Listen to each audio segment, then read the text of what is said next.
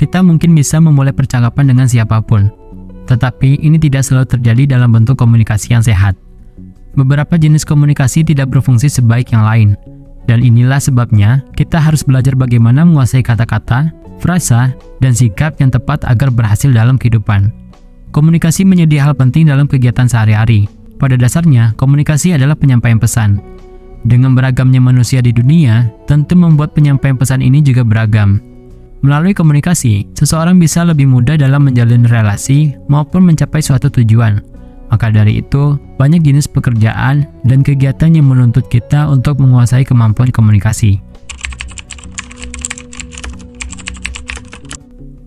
Komunikasi selalu digunakan hampir di setiap lingkungan, dalam kegiatan sehari-hari maupun di tempat kerja.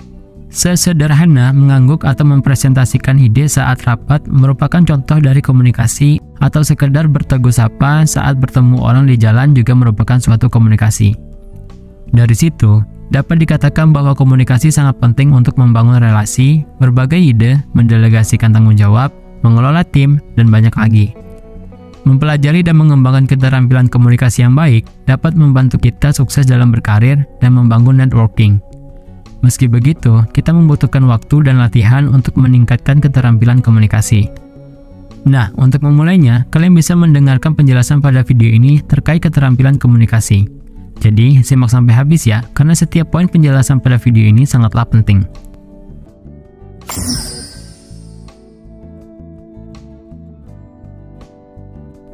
Mampu berkomunikasi secara efektif adalah seni. Kita mulai dengan nol dan kemudian memulai proses transfer pengetahuan dan perasaan kepada orang lain. Berikut ini adalah tipe dasar komunikasi. Pertama, komunikasi verbal. Kedua, komunikasi nonverbal. Ketiga, komunikasi visual. Keempat, komunikasi tertulis. Komunikasi tertulis ini terdiri dari dua, komunikasi formal dan komunikasi informal. Mari kita bicara semua tipe ini secara lebih rinci dan juga membahas cara-cara kita dapat menguasainya. Pertama, komunikasi verbal. Salah satu tipe paling dasar dari komunikasi sejati adalah bentuk verbal. Komunikasi verbal adalah sederhana dan langsung, dan kebanyakan orang lebih memilih metode ini. Mengapa? Karena komunikasi verbal memungkinkan kita dapat menyampaikan maksud dengan cepat dan dengan lebih sedikit kesalahpahaman. Misalnya, menjadwalkan pertemuan bisnis dapat dilakukan melalui email, tetapi akan bekerja lebih efektif dalam situasi tatap muka.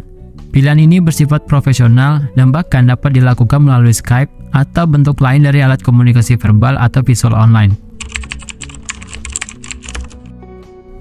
Ada beberapa cara untuk menguasai kata-kata. Ingat, ada kekuatan besar di balik apa yang kita katakan. Jadi, mari kita latih beberapa cara untuk mengendalikan apa yang keluar dari mulut kita. Poin pertama, tergantung kepada siapa yang kita ajak bicara. Kita harus menyesuaikan kosakata kita. Ini karena orang ingin merasa nyaman dengan kita. Jika kalian merasa sedang berbicara dengan kelompok orang yang lebih intelektual, kalian dapat menggunakan kosakata yang diperluas, spesifik, dan kompleks. Jika kalian berada dalam kelompok individu yang kurang berpendidikan, kalian harus menggunakan kosakata dasar. Tentu saja jangan biarkan hal ini diketahui oleh orang yang kalian ajak bicara, karena itu bisa dianggap menghina. Poin 2. Saat berbicara, cobalah untuk tidak berbicara dengan nada datar. Kebanyakan orang memahami apa yang kalian katakan dengan jauh lebih baik jika mengubah nada suara kalian. Poin ketiga. Kecepatan berbicara juga sesuatu yang perlu dipahami. Berbicara cepat umumnya mengartikan kegembiraan sesaat. Berbicara perlahan berarti kalian ingin menyampaikan pesan penting, dan kalian ingin mereka mengerti maksudnya. Ini akan sangat tergantung pada situasi. 2. Komunikasi nonverbal. Bentuk komunikasi nonverbal juga dianggap interpersonal. Pada dasarnya, ini dilihat sebagai bahasa tubuh. Ini menyangkut bagaimana penampilan kalian saat berjalan ke ruangan atau duduk di kursi saat rapat. Apakah kalian membungkuk atau duduk tegak? Apakah kalian berjalan dengan tegak dan percaya diri? Ini adalah suatu cara yang berbeda untuk mengkomunikasikan makna besar kepada orang lain. Poin pertama, seperti disebutkan di atas, cara kalian berjalan mengatakan banyak hal tentang apa yang kalian komunikasikan. Berjalanlah tegak dengan kepala yang tegak. Hal itu membuat kepercayaan diri, sedangkan berjalan dengan bungkuk mengatakan kalian tidak yakin akan diri sendiri. Poin kedua, gelisah berarti kalian gugup. Poin ketiga, memberikan kontak mata akan memberikan kesan kejujuran, dan juga membuat orang lain tahu bahwa apa yang mereka katakan itu penting. 3. Komunikasi visual.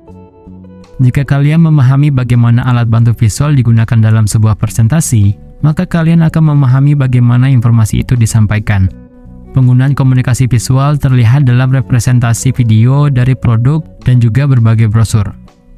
Ketika sebuah perusahaan ingin menyampaikan pesan singkat tentang beberapa produk atau layanan yang mereka jual, komunikasi visual adalah cara terbaik. Bentuk umum komunikasinya dilakukan tanpa kata-kata ataupun rangkaian kalimat, dan membawa pesan yang kuat terhadap pelanggan. Komunikasi visual juga dapat dilihat dalam pengaturan informal seperti antar teman. Jika seseorang ingin memberitahu teman tentang masalah, menunjukkan foto atau gambar benda yang dirusak atau retak bisa mendeskripsikan masalah lebih detail dari sekedar kata-kata. Ini cara cepat untuk memahami urgensi situasi.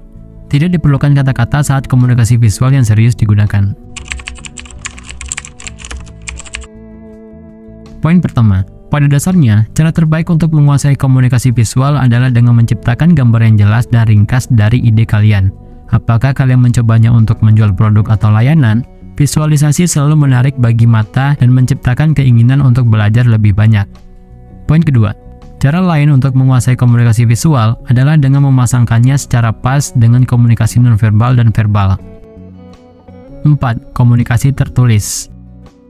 Komunikasi tertulis terdiri dari dua jenis, yaitu formal dan informal. Kita bahas dulu komunikasi formal. Komunikasi formal bisa menggunakan email, memo, dan laporan profesional. Bentuk komunikasi ini harus ditanggapi dengan serius dan segera ditindaklanjuti. Tempat kerja menggunakan komunikasi tertulis untuk menghemat waktu dengan mengirimkan pesan penting kepada orang banyak. Poin pertama, menguasai komunikasi tertulis formal adalah tentang struktur, tata bahasa, dan nada. Kalian biasanya dianggap lebih serius ketika email dan laporan yang kalian buat tersusun dengan baik. Poin kedua, ketika komunikasi penting harus dikirim tepat waktu, jangan terlambat. Poin ketiga, pahami lawan bicara dan perhatikan apakah mereka menghargai nada profesional atau santai. Beberapa orang merespon dengan baik dengan kata-kata yang benar-benar profesional dalam email, sementara yang lain lebih suka dengan gaya yang bersahabat. Sebaiknya lakukan pemeriksaan latar belakang. Jika memungkinkan, cari tahu siapa yang akan kalian hubungi sebelum kalian berbicara dengan mereka melalui email. Penjelasan kedua adalah mengenai komunikasi informal. Dengan komunikasi informal, ini berarti mengirim pesan melalui platform media sosial. Ya, dalam beberapa hal, ini adalah jenis komunikasi yang tidak selalu memiliki reputasi yang baik, tetapi seringkali menghibur.